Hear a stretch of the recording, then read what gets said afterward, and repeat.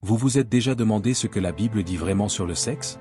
Certaines des réponses pourraient vous surprendre et même transformer la façon dont vous voyez l'intimité dans le mariage. Dans cette vidéo, nous allons explorer les passages bibliques les plus profonds sur ce sujet, démystifiant les tabous et apportant de la clarté à ce que la parole de Dieu enseigne vraiment. Préparez-vous à des réflexions qui pourraient révolutionner votre relation et renforcer encore plus l'union avec votre conjoint. Restez jusqu'à la fin, car vous pourriez découvrir quelque chose qui changera complètement votre vision du but du sexe dans le plan divin. Préparez-vous à des réflexions surprenantes qui pourraient changer votre vision de l'intimité dans le mariage. Commençons par les bases. La Bible parle beaucoup de sexe, mais pas toujours de la manière dont vous pourriez l'imaginer. Dieu a créé le sexe comme un cadeau pour les couples mariés. Il est destiné à être bon, agréable et unificateur. Genèse 2h24 nous dit, « C'est pourquoi l'homme quitte son père et sa mère et s'attache à sa femme, et ils deviennent une seule chair. » Cette idée de une seule chair est au cœur de l'enseignement biblique sur le sexe. Mais qu'en est-il des actes spécifiques? C'est là que les choses deviennent intéressantes et souvent plus complexes. Premièrement, le sexe oral. Vous ne trouverez pas ce terme dans la Bible, mais nous pouvons examiner des passages connexes dans le Cantique des Cantiques. Il y a un langage poétique que certains interprètent comme des références au sexe oral entre un couple marié. Par exemple, dans le chapitre 4, nous lisons « Réveille-toi, vent du nord, et viens, vent du sud. Souffle sur mon jardin pour que son parfum se répande partout. Que mon bien-aimé entre dans son jardin et mange de ses fruits choisis. » Cette image de goûter les parfums peut être vue comme une célébration de l'intimité orale. De même, dans Cantique des Cantiques 2h3, nous lisons « Comme un pommier parmi les arbres de la forêt, ainsi est mon bien-aimé parmi les jeunes hommes. Je me plais à m'asseoir à son ombre, et son fruit est doux à mon palais. » Là encore, cela peut être interprété comme une référence au sexe oral. Cependant, il est important de noter que ce sont des interprétations, et non des déclarations directes. Le Cantique des Cantiques est un livre poétique plein de métaphores et de symbolismes. Bien qu'il célèbre clairement l'intimité physique dans le mariage, nous devons être prudents avant de tirer des conclusions spécifiques de certains versets. La Bible ne donne pas de oui ou non clair sur le sexe oral, au lieu de cela, elle fournit des principes pour le comportement sexuel dans le mariage. Ces principes incluent le consentement mutuel, l'altruisme et l'évitement de tout ce qui est nuisible. Première lettre aux Corinthiens 7, 3-4 souligne le don mutuel dans les relations sexuelles, que le mari rende à sa femme ce qu'il lui doit, et que la femme agisse de même envers son mari. La femme ne dispose pas de son propre corps, mais c'est son mari, de même, le mari ne dispose pas de son propre corps, mais c'est sa femme. Passons maintenant au sexe anal. Ce sujet est encore plus controversé dans les cercles chrétiens. Contrairement au sexe oral, il n'y a pas de passage qui pourrait être interprété comme des références positives au sexe anal. Certains pointent vers Romains 1 comme une condamnation du sexe anal, mais le contexte est crucial. Ce passage parle des relations homosexuelles, et non d'actes spécifiques au sein du mariage. Il dit, « C'est pourquoi Dieu les a livrés à des passions déshonorantes. Leurs femmes ont changé l'usage naturel en celui qui est contre nature.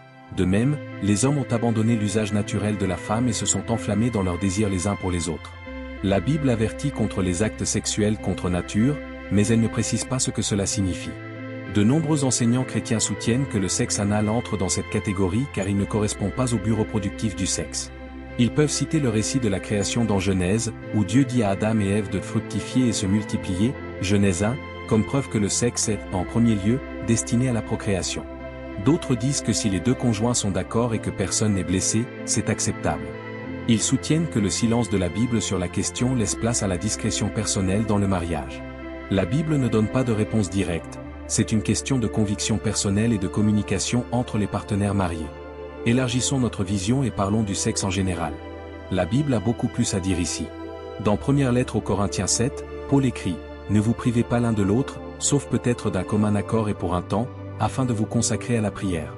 Puis, retournez ensemble de peur que Satan ne vous tente par votre manque de maîtrise de soi. » Ce passage souligne plusieurs points importants. L'intimité sexuelle régulière est attendue dans le mariage, les deux conjoints ont la responsabilité de répondre aux besoins de l'autre, l'abstinence doit être une décision mutuelle et de courte durée. L'intimité sexuelle aide à se protéger contre la tentation. Hébreux 13h4 déclare « Que le mariage soit honoré de tous, et que le lit conjugal soit exempt de souillure, car Dieu jugera les impudiques et les adultères. » Ce verset souligne l'importance de la fidélité et de la pureté dans le mariage. Mais que signifie pur? C'est ici que les chrétiens diffèrent souvent. Certains l'interprètent de manière stricte, limitant le sexe aux actes directement liés à la procréation. D'autres considèrent que cela permet tout ce qui est consensuel entre partenaires mariés.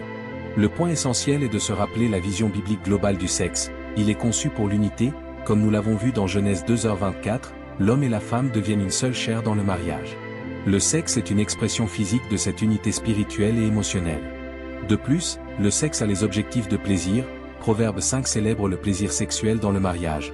Que ta source soit bénie, et fais ta joie de la femme de ta jeunesse. Biche des amours, gazelle pleine de grâce, que ses seins te rassasient en tout temps, sois continuellement enivré de son amour, de procréation, Genèse 1h28, et de protection, comme nous l'avons vu dans première lettre aux Corinthiens 7. Lorsqu'ils considèrent tout acte sexuel, les couples doivent se poser les questions suivantes. Cela nous rapproche-t-il? Est-ce mutuellement agréable? Cela peut-il causer un dommage physique ou émotionnel? Sommes-nous tous les deux à l'aise avec cela?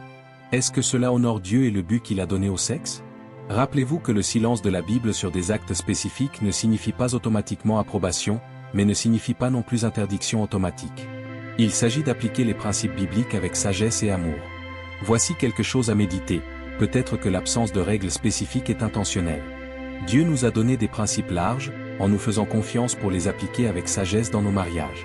Cela nécessite une communication ouverte, un respect mutuel et le désir d'honorer Dieu dans tous les aspects de la vie, y compris dans la chambre. L'apôtre Paul nous donne un principe utile dans première lettre aux Corinthiens dit, 23-24, tout est permis, mais tout n'est pas utile, tout est permis, mais tout n'édifie pas. Que personne ne cherche son propre intérêt, mais celui de l'autre. Bien que Paul ne parlait pas spécifiquement du sexe ici, le principe s'applique. Ce n'est pas parce que nous pouvons faire quelque chose que nous devrions le faire. Nous devons considérer ce qui est bénéfique et constructif, non seulement pour nous-mêmes, mais pour notre conjoint et notre mariage. Un autre aspect important à considérer est le rôle de la conscience. Romains 14h23 dit, « Mais celui qui a des doutes est condamné s'il mange, parce qu'il n'agit pas par conviction. Tout ce qui ne provient pas de la foi est péché. » Bien que ce verset traite de la nourriture, le principe peut s'appliquer aux questions sexuelles. Si l'un des conjoints estime qu'un acte spécifique est mal, il est préférable de l'éviter, même s'il n'est pas explicitement interdit dans les Écritures.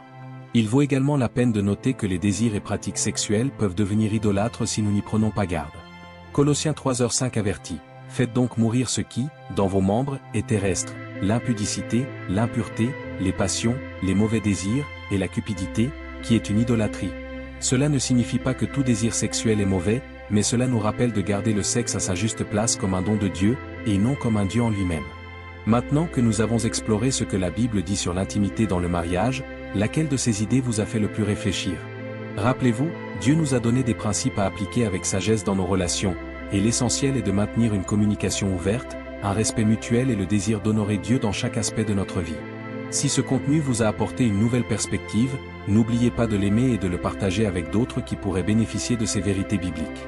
À bientôt dans la prochaine vidéo.